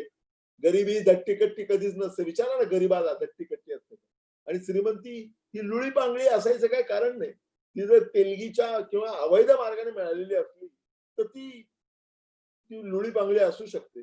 परंतु जर तुमच्या परिश्रमातून ती मिळालेली असेल तर त्याबद्दल वाईट वाटायचं काहीच कारण नाही. म्हणजे ते उदाहरण देतात ना की तो डोक्यावरती सामान नेणारा जो माथाडी कामगार आहे तो मजेत मनात येईल तेव्हा पाठी डोक्यावरून खाली काढून झाडाखाली मस्तपैकी ताणून देऊ शकतो. त्याला मनशांती असते. आपली मीठ भाकरी खाऊन तो सुखी असतो. त्या उलट त्या श्रीमंताचं बघा हो, त्याला त्या हार्ट प्रेशर काय, ब्लड प्रेशर काय, डायबेटीस काय, असे कठीण कठीण नाव असलेले रोग होत असतात. त्याला झोप येत नाही. निद्रा नाशाचा विकार जडतो. तो आपल्या महालामध्ये येरझारा मारत राहतो. त्याला झोप येत नाही, मनशांती जाते. त्यामुळे श्रीमंती ही फार वाईट आहे आणि गरिबी मात्र धट्टीकट्टी असते. श्रीमंती लुळी पांगळी असते. मूर्खपणाचा हा विचार आहे. श्रीमंत लोकांनी गरिबांना ते गरीबच राहावेत म्हणून पसरवलेली ही अफवा आहे असं समजा. स्वतःच्या प्रयत्नातून परिस्थिती सुधारणं, आर्थिक परिस्थिती सुधारणं आणि त्याचा पुरेपूर उपभोग घेणं, सामाजिक बांधिलकीची जाणीव ठेवून त्याचा पुरेपूर उपभोग घेणं हा तुमचा अधिकार आहे, हा तुमचा हक्क आहे आणि हा तुम्ही बजावला पाहिजे. गरिबीचं उदात्तीकरण करण्यामध्ये काहीही अर्थ नाही. तुम्ही प्लीज हे लक्षात घ्या. ही माझी 9 सूत्र आहेत. या 9 सूत्रांचा तुम्ही विचार करा. त्यापैकी तुम्हाला जी मनाला पटतील ती तुम्ही स्वीकारा. माझी तर माझी अशी मनोमन खात्री आहे की जर तुम्ही या सूत्रांचा विचार करून तुमच्या आयुष्याला योग्य त्याचा स्वीकार करून जर तुमच्या आयुष्याला आकार देण्याचा प्रयत्न केला, दिशा देण्याचा प्रयत्न केला, जे हे या उपक्रमामध्ये अभिप्रेत आहे, तर मला डॉक्टर नरेंद्र जाधव यांना जेवढं यश मिळालेलं आहे त्यापेक्षा खूप जास्त यश तुम्हाला मिळू शकेल असा मला विश्वास वाटतो, की माझी तशी खात्री आहे. त्यामुळे विचार करा, तुमच्या आयुष्याला दिशा द्या आणि त्या दिशेने तुम्ही प्रयत्नपूर्वक कष्टसाध्य अखंड परिश्रम करून त्या पथावरती तुम्ही वाटचाल करा. भविष्य तुमचंच आहे. आपल्या सगळ्यांची बोललो याचा मला मनापासून आनंद वाटतो. माझं स्वतःच YouTube चॅनल आहे ज्याचा URL आहे डॉक्टर नरेंद्र जाधव वर्ल्ड. मी पुन्हा सांगतो, डॉक्टर नरेंद्र जाधव वर्ल्ड हा माझा URL आहे माझ्या YouTube चॅनलचा. त्यामध्ये वेगवेगळ्या विषयावरची माझी 300 पेक्षा जास्त भाषणं आणि मुलाखती आहेत. माझं सगळ्या विद्यार्थ्यांना आवाहन आहे की तुम्ही ते सबस्क्राईब करा. ती लिंक आहे ती मोरे सरांकडे मी पाठवलेली आहे. ती लिंक उघडायची आणि सबस्क्राईब वर क्लिक करायचं. म्हणजे तुम्ही सबस्क्रायबर व्हाल, फ्री सबस्क्रायबर व्हाल आणि तुम्हाला माझी सगळी भाषणं इन्क्लुडिंग हे भाषण हे त्याच्यावरती तुम्हाला पाहता येईल, ऐकता येईल आणि त्याच्यावरती विचार करता येईल. पुन्हा एकदा पीपल्स कॉलेज नांदेड या महाविद्यालयाच्या वतीनं मला आज विद्यार्थ्यांशी बोलण्याची संधी दिली त्याबद्दल मी आयोजकांचा मनापासून आभारी आहे आणि सर्व विद्यार्थ्यांना आणि या कॉलेजच्या त्यानंतरच्या वाटचालीला मी शुभेच्छा व्यक्त करतो आणि आपली सर्वांची रजा घेतो. Jai Hind. Thank you sir. Thank you sir. आदरणीय डॉक्टर जाधव सरांनी आपला जीवन प्रवास इथे उलगडलेला आहे.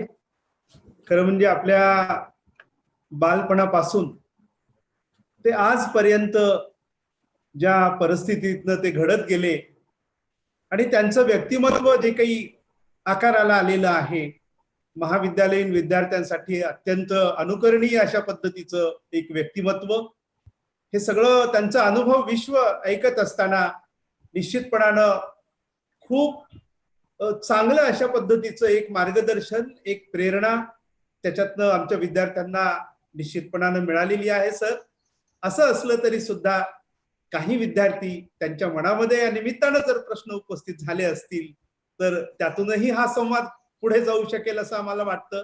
आणि म्हणून मी मोरे सरांना अशी विनंती करेन की काही विद्यार्थी या निमित्तानं जर आपले प्रश्न उपस्थित करणार असतील, या सगळ्या संवादामध्ये सहभाग घेणार असतील तर त्यांना संधी द्यावी.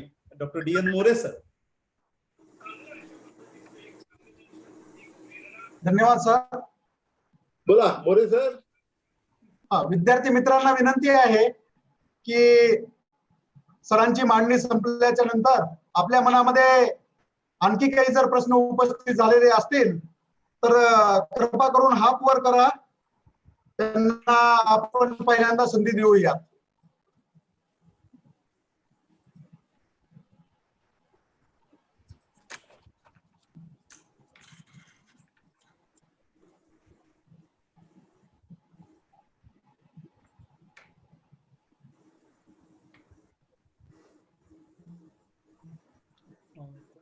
मोरे सर, जास्तीत जास्त विद्यार्थ्यांना तुम्ही सबस्क्राईब करायला लावा आणि माझा ईमेल आयडी सुद्धा त्यांच्याबरोबर शेअर करा.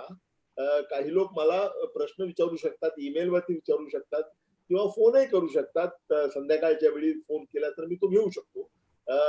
माझा फोन नंबर आहे 9711198279. I will repeat 9711198279. आणि माझा ईमेल आयडी आहे dr नरेंद्र, dr डॉक्टर मधला, dr नरेंद्र डॉट नरेंद्र नरेंद्र मोदी मधला, dr नरेंद्र एक शब्द डॉट जाधव JADHAV@gmail.com. तुमचे प्रश्न मला तुम्ही त्यावरही पाठवू शकता किंवा माझ्या फेसबुक मध्ये तुम्ही जॉईन करू शकता. पण माझा आग्रह आहे की जास्तीत जास्त लोकांनी माझा व्हिडिओ चॅनल माझं जे आहे ते सबस्क्राईब फ्री सबस्क्राईब करावं. Doctor Narendra Jadhav world. आणि मोरे सर, तुमच्याकडे मी जी लिंक पाठवलेली आहे ती तुम्ही सगळ्या विद्यार्थ्यांना पाठवा, त्यांना सबस्क्राईब करू द्या आणि त्यातून उपस्थित होणारे प्रश्न ते मला ईमेल मध्ये विचारू शकतात किंवा फोन करून विचारू शकतात आणि मी आनंदाने त्याचं उत्तर देईन. सुजाता ढवलेने हात वर केलेला आहे. Sujata. Hello sir. Sujata. Okay sir, माझा आवाज येतोय? येतोय. बोला. हा sir, good morning sir. Good morning. बोला. मला हा प्रश्न विचारायचा आहे की तुम्ही तुमच्या वडिलांच्या सिग्नेचर बाबत काहीतरी सांगणार होतात, तर त्याबाबत आम्हाला उत्सुकता आहे सर. आणि वडिलांच्या सिग्नेचर बाबत.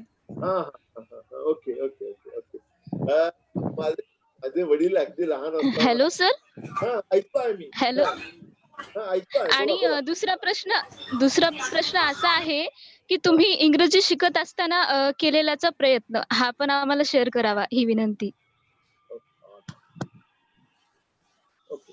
पहिली गोष्ट म्हणजे वडिलांच्या सिग्नेचरचा जो प्रश्न आहे त्याबद्दल मी बोलतो, नंतर बोललो नाही.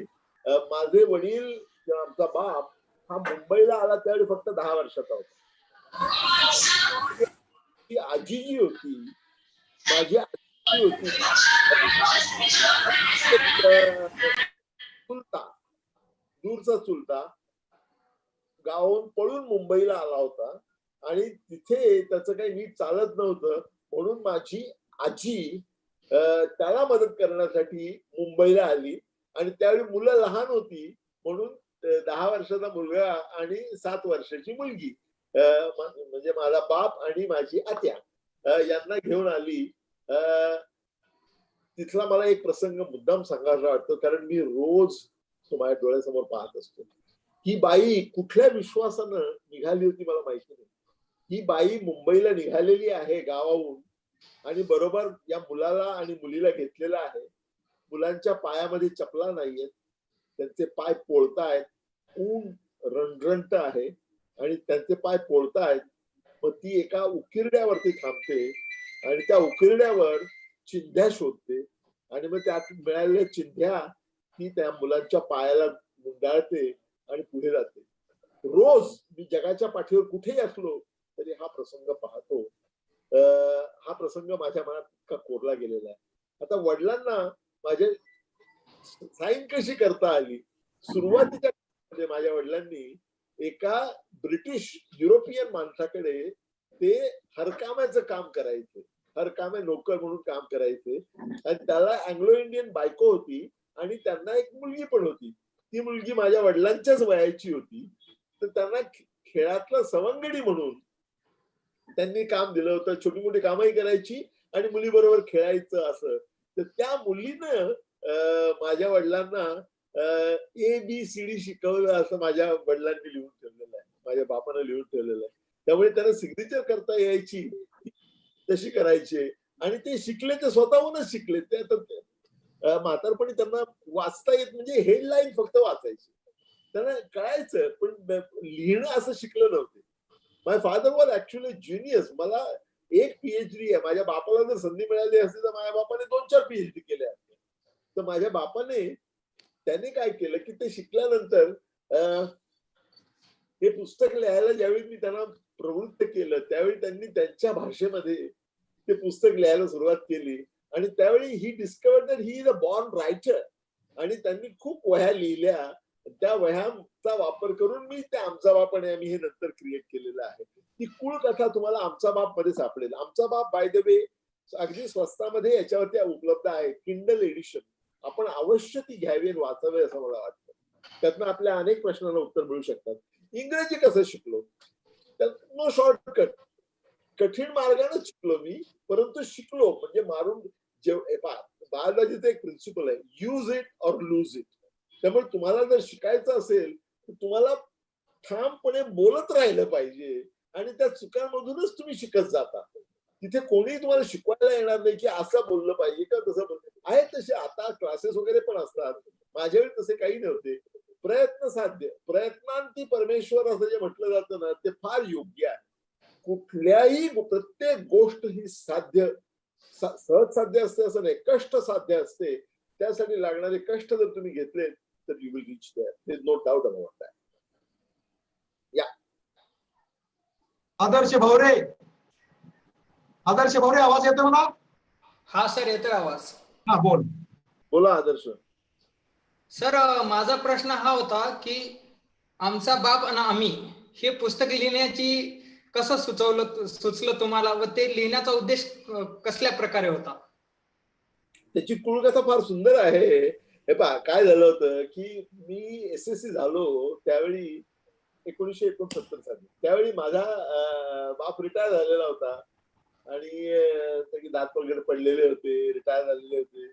तर माझ्या बापाला काय करावं कळत नव्हतं आपल्या वेळेचं. परत जमदग्नीचा अवतार, त्याच्यासमोर कोणाला बसायची परवानगी नाही, म्हणजे त्यावेळची पिढी तशी होती. आणि त्यांना काही सांगायचं कोणाला शक्यच नव्हतं. माझ्या बापाला जेमतेम वाचता येत होतं. तर त्यांनी विचार केला की काय करायचं, आपला वेळ कसा घालवायचा, हा त्यांच्यापुढे मोठा प्रश्न होता. मग त्यांनी घरातल्या सगळ्या वस्तू रिपेअर करायला सुरुवात केली. कारण ते कामगार होते बेसिकली. परत कौशल्य खूप होतं. त्यांनी सगळ्या वस्तू रिपेअर करायला सुरुवात केली. त्याच्यामध्ये काही काही अगदी योग्य प्रकारे चाललेल्या गोष्टी सुद्धा ते रिपेअर करायला लागले. आणि दुपारच्या वेळी घरातल्या सगळ्या महिलांची विशेषतः झोपण्याची वेळ, आणि मला बाप भित्तीवरती ठोकून आपला नीट करायचं, काहीतरी फिक्स करायच्या मार्गावरती.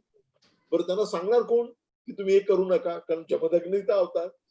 त्यावेळी मी घरातलं सगळ्यात लहान असल्यामुळे, आणि मी आणि माझा बाप आमच्यामध्ये एक वेगळं रसायन होतं, एक वेगळी केमिस्ट्री होती. म्हणून मी त्यावेळी आयडिया काढली. मला माहित नव्हती ही आयडिया कुठे जाणार आहे. मी त्यांना म्हटलं की तुम्ही आम्हाला गोष्टी सांगताना तुमच्या लहानपणच्या तुम्ही लिहून काढा ना. तुला अरे कोण वाचणार आहे? मी त्यांना इंग्लिशमध्ये ज्याला पेप टॉक म्हणतात, त्याला पेप टॉक दिला की पुढच्या पिढीला फार मार्गदर्शक ठरेल. पुढची पिढी काय थांबलेली नसते, पण तरी त्यांना कन्व्हिन्स करण्यासाठी मी त्यांना सांगितलं की पुढच्या पिढीला फार मार्गदर्शक ठरेल, तुम्ही हे लिहा. मग खूप आग्रह केल्यानंतर ते लिहायला लागले. मी त्यांना वह्या वगैरे आणून दिल्या, सगळं साहित्य आणून दिलं, आणि त्यांनी लिहायला सुरुवात केल्यानंतर इतके ते त्यामध्ये रमले की विचारता सोय नाही. He was a born writer.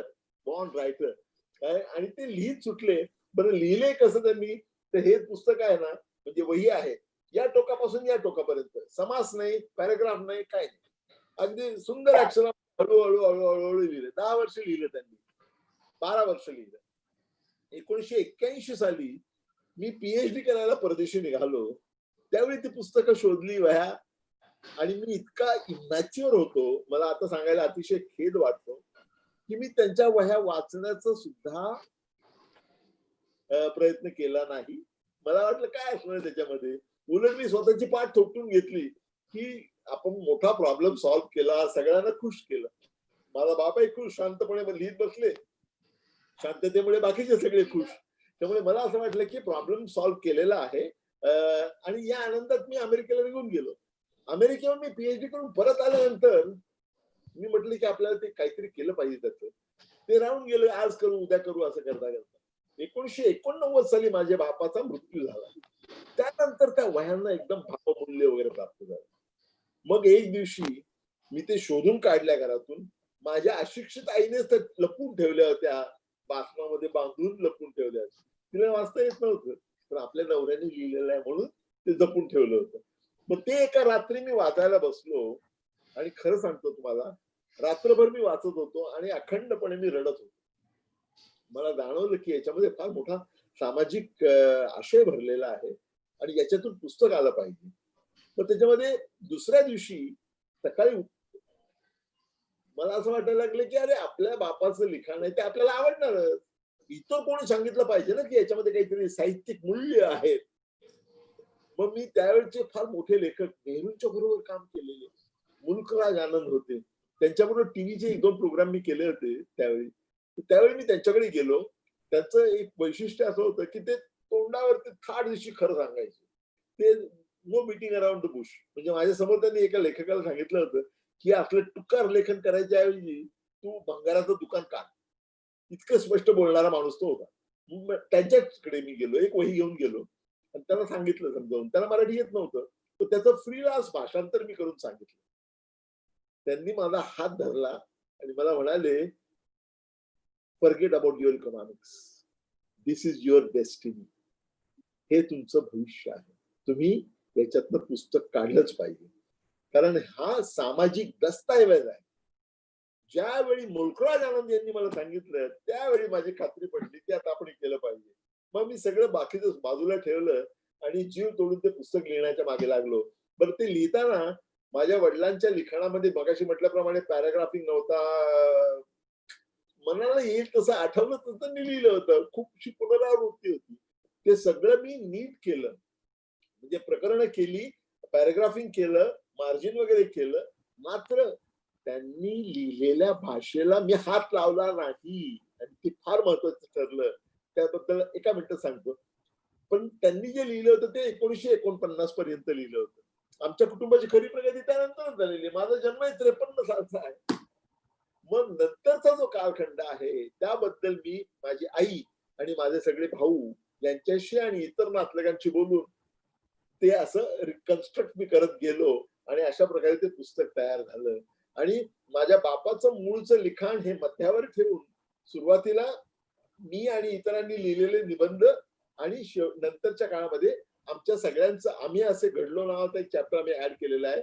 मी असं घडलो म्हणतात तसं आम्ही असे घडलो नावाचं चॅप्टर. आणि शेवटच्या भागामध्ये आम्ही चारही भावांनी आणि माझ्या वहिन्यांनी माझ्या बहिणींनी त्यांच्या व्यवसायाबद्दल करिअर बद्दल लिहिलेलं आहे. ते व्यावसायिक आत्मकथन केलेलं आहे. ते मी अर्थातच मीच लिहिलेलं आहे ते, पण त्यांच्याकडनं सगळी माहिती घेऊन शब्दबद्ध केलं आणि असं ते पुस्तक तयार झालं. इथे तुम्हाला मुद्दाम सांगायचं वाटतं की हा जो फॉर्म आहे हा फॉर्म मला सापडत गेलेला आहे. मी काय स्वतःहून ठरवलं नव्हतं अशा प्रकारे करायचं, परंतु आजही मी स्वतःला मी कोसतो. I kick myself every day की त्यावेळी जरा कळत या पुस्तकाची किंमत म्हणजे सामाजिक मूल्य. तर मी माझ्या बापाला बोलतं केलं असतं आणि बापाकडनंच बदलून घेतलं असतं किंवा लिहून घेतलं असतं. कारण मी अमेरिकेला जाईपर्यंत ते अगदी थकलेले होते, डोळे त्यांचे थकलेले होते आणि कोणी इंटरेस्टही घेत नव्हतं. त्यांनी ते लिहायचं बंद करून टाकलं. त्यामुळे फार मोठं नुकसान झालं असं मला वाटतं. पण त्यातल्या त्यात सेकंड बेस्ट म्हणता येईल म्हणून मी उरलेला भाग जो आहे तो इतरांच्या साहाय्यानं पूर्ण लिहून काढला, तयार झाला. त्यामुळे ही पुस्तकाची मूळ कथा अतिशय इंटरेस्टिंग आहे.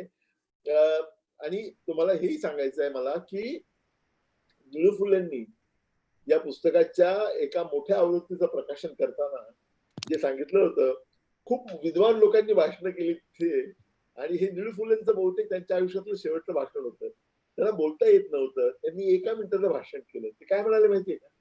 ते म्हणाले की महाराष्ट्राला आदर्श आई दिली साने गुरुजींनी, श्यामची आई, आणि महाराष्ट्राला आदर्श बाप दिला तो नरेंद्र जाधवांनी, आमचा बाप मध्ये तो दिलेला आहे. आणि मला असं वाटतं की त्या सगळ्या पुस्तकाचं सार जे आहे ते त्या एका वाक्यामध्ये आहे असं मला वाटतं. मला वाटतं आपण इथे थांबूया. तुम्ही जरूर प्रश्न मला विचारा याच्यावरती, ईमेल वरती किंवा फोन वरती. पण आता आपल्याला आवडतं घेतलं पाहिजे कारण मला इतर एंगेजमेंट आहे. Thank you sir. सर्व आयोजकांचे मनापासून आभार. सर आपण अत्यंत महत्वाचा असा वेळ आमच्या महाविद्यालयासाठी दिलात. आमचे विद्यार्थी निश्चितपणानं आपल्या जीवनामध्ये पुन्हा पुन्हा आपलं हे अनुभव कथन वाचत राहतील, ऐकत राहतील, आणि त्यातनं आपलं व्यक्तिमत्व कसं घडवावं, आपल्या जीवनाची घडण करत असताना कुटुंबियांच्याकडं, स्वकीयांच्याकडं कसं पाहावं, त्यातली जी क्षमता आहे ती कशी ओळखावी, आणि त्याला शब्दरूप जर देता आलं तर स्वतःबरोबर आपण आपल्या कुटुंबियांना, समाजाला, राष्ट्राला मोठं करत असतो, ही जाणीव निश्चितपणानं आपल्या अनुभव कथनातनं मिळाली. आणि म्हणून मी पुन्हा एकदा पीपल्स महाविद्यालयाच्या कडनं आपलं खूप खूप आभार व्यक्त करतो. आपण आम्हाला वेळ दिलात. थँक्यू. धन्यवाद सर. धन्यवाद. तर आमचे सहकारी डॉक्टर विशाल पतंगे हे आभार व्यक्त करतील. डॉक्टर विशाल पतंगे. बदलत्या जगाच्या नव्या दिशा या उपक्रमामध्ये मी असा घडलो या कार्यक्रमामध्ये आदरणीय डॉक्टर नरेंद्र जाधव सरांनी आज आपले विचार इथं मांडले. याबद्दल मी त्यांचे आभार मानतो. निश्चितपणे सर, तुम्ही आणि तुमचा जीवन प्रवास समजून घेऊन तुम्ही सांगितलेली जी 9 सूत्र आहेत त्या 9 सूत्रांच्या आधारावर आमचे विद्यार्थी सुद्धा तुमच्या अपेक्षेप्रमाणे एका नव्या सर्च ऑफ एक्सलन्सच्या प्रवासाला इथून पुढे निश्चितपणे त्या दिशेने मार्गक्रमण करतील. आणि आपण ही जी मांडणी केली त्याबद्दल आपले पुन्हा एकदा आभार मानतो. तसेच महाविद्यालयाचे या कार्यक्रमाला ज्यांनी एक प्रकारे बळ दिलं, आम्हाला प्रेरणा दिल्या, ते महाविद्यालयाचे प्राचार्य आदरणीय डॉक्टर आर्यम जाधव सर, उपप्राचार्य आदरणीय डॉक्टर बालाजी कुंपलवार सर, उपप्राचार्य आदरणीय डॉक्टर एन सिद्धेवाड सर यांचेही मी आभार मानतो. तसेच या मूळ याची जी संकल्पना आहे ते या उपक्रमाची ते आमचे सहकारी डॉक्टर DN मोरे यांचे देखील आभार मानतो. या उपक्रमाला ज्यांचं तंत्र सहाय्य हे सातत्याने लाभतं असे आमचे मित्र राहुल गवारे आणि डॉक्टर पंढरी गडपवार यांचे देखील मी आभार मानतो.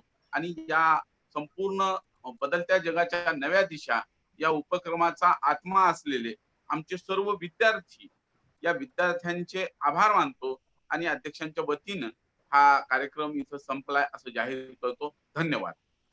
धन्यवाद. नमस्कार. धन्यवाद सर. धन्यवाद. धन्यवाद.